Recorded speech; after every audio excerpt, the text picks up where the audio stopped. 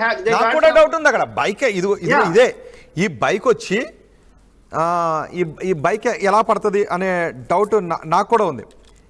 ఇది బైక్, ఈ బైక్ వచ్చి మనిషి మీద ఎలా పెట్టినట్టు ఎలా పడుతుంది అనే డౌట్ ఇప్పటికీ నాకు ఉంది. ఇదిగో ఇదొక అది వేరు, దట్ ఈస్ అనాలిసిస్, అది విశ్లేషణ, అది వేరు. అవును, నేను అనేది ఏంటంటే ఇంత పేర్లతో సహా చెప్తున్నారు అంటే నేను అనేది అదే. ఇప్పుడు మీరే ఇవన్నీ ఏంటంటే నా డౌట్స్ వీటిని క్లారిటీ ఇవ్వాలి, కానీ మీరు పేర్లతో సహా చెప్పారు అక్కడ.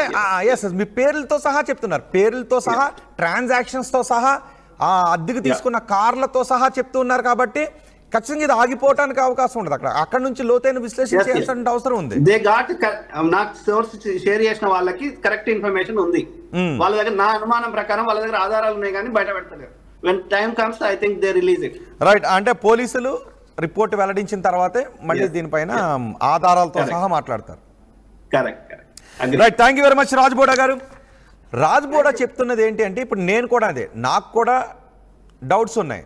మరణమా ప్రమాదమా నాకు తెలీదు, మరణమో ప్రమాదమో. క్రిస్టియన్స్ అందరూ కూడా అంటూ ఉన్నారు ఇది అది మరణం మీన్స్ హత్య ప్రమాదమా. క్రిస్టియన్స్ అందరూ అంటున్నారు ఇది హత్య అని. కానీ పోలీసులు ప్రిలిమినరీ ఎంక్వైరీలో ఇది ప్రమాదం లాగా ఉంది, ప్రమాదం అని పోలీసులు అన్నారు. నాకు తెలీదు హత్య ప్రమాదము. కానీ నాకు కొన్ని డౌట్స్ ఉన్నాయి.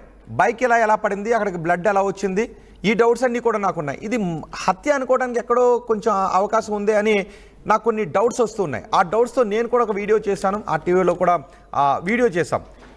హత్య అనటానికి ఉన్నటువంటి ఆధారాలు ఏంటి అనేది కూడా ప్రపంచం ముందు వదిలేసా.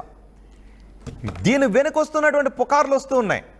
ఇవి సహేతుకమైనటువంటి డౌట్స్ కాదు, సహేతుకమైనటువంటి విషయాలు కాదు అని, సహేతుకమైనటువంటి విషయాలు కాదు అని కొంతమంది అంటూ ఉన్నారు. వాటి మీద కూడా డౌట్స్ వచ్చాయి. కానీ ఇప్పుడు రాజా ఏం చేశారంటే, రాజా దీన్ని అందరిలాగా ఇది హత్య అనటం మాత్రమే కాదు, ఒక అడుగు ముందుకు వేశారు. అందుకే చాలామందికి, కొంతమందికి రాజా ఏం చెప్తున్నారో అర్థమైంది, కొంతమందికి అర్థం కాలేదు. ఇంకొంతమందికి క్వశ్చన్ అడుగుతూ ఉంటే ఇదేదో నెగిటివ్గా అడిగేశారు, మాపై దుష్ప్రచారం చేస్తున్నారని అనుకుంటూ ఉన్నారు. కానీ అదేం కాదు, మీకు ఒక క్లారిటీ ఇస్తున్నాను. రాజా ఏం చెప్పారు అంటే, ఇదిగో 7 ఉన్నారు, ఈ 7 చంపేశారు అని రాజా అంటున్నారు. మరి 7 ఎవరు అడగాలా వద్దా, అడగనా వద్దా, మానేద్దామా? 7 చంపేశారు అని అన్నప్పుడు 7 చంపేశారంట వదిలేద్దామని ఊరుకుందామా? 7 ఎవరు అనేది బయటకు తీయాలా వద్దా? ఆ 7 ఉంటే 3 కార్లు అద్దెకు తీసుకున్నారు అని అంటూ ఉన్నారు.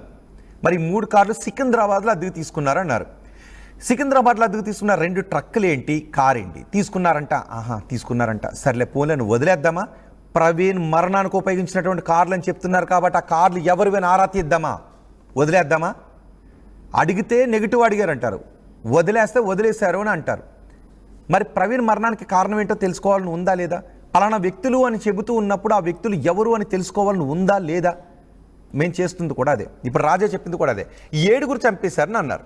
3 కార్లు, ఒక 2 ట్రక్కులు, ఒక వైట్ కలర్ కార్ రెంట్గా తీసుకున్నారని చెప్పారు. అందరిలాగానే ఆయన కూడా డౌట్స్ ఉన్నాయి.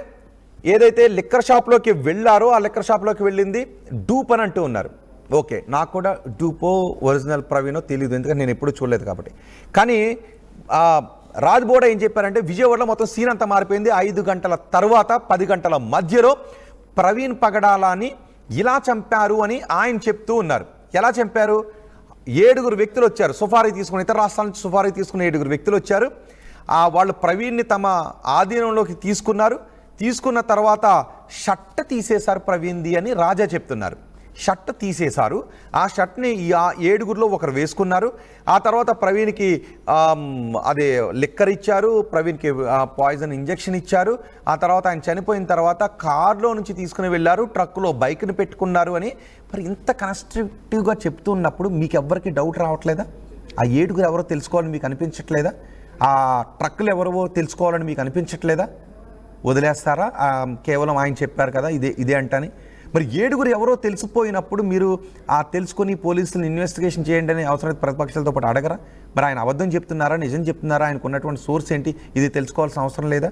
కేవలం ఇవన్నీ పుకార్లు మాత్రమే అయితే అవి సమాజంలో అశాంతిని కలగజేసే అవకాశం లేదా? అశాంతితోనే కొట్టుకోవాలా? వాస్తవాలని లోతుగా విశ్లేషించొద్దా?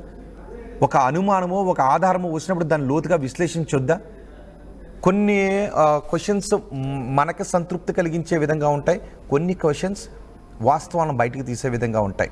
సో ఎవరినో సంతృప్తిపరచాలో లేకపోతే ఎవరినో ఇరుకుని పెట్టాలి అనేటటువంటి క్వశ్చనింగ్ ఉండదు.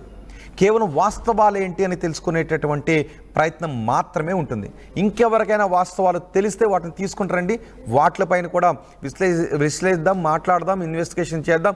సహేతుకమైన కారణాలు అయితే వాటిని ఇన్వెస్టిగేషన్ ఏజెన్సీకి ఇద్దాం, ఒకవేళ వాటిపైన నమ్మకం లేకపోతే కోర్టులో ఇద్దాం.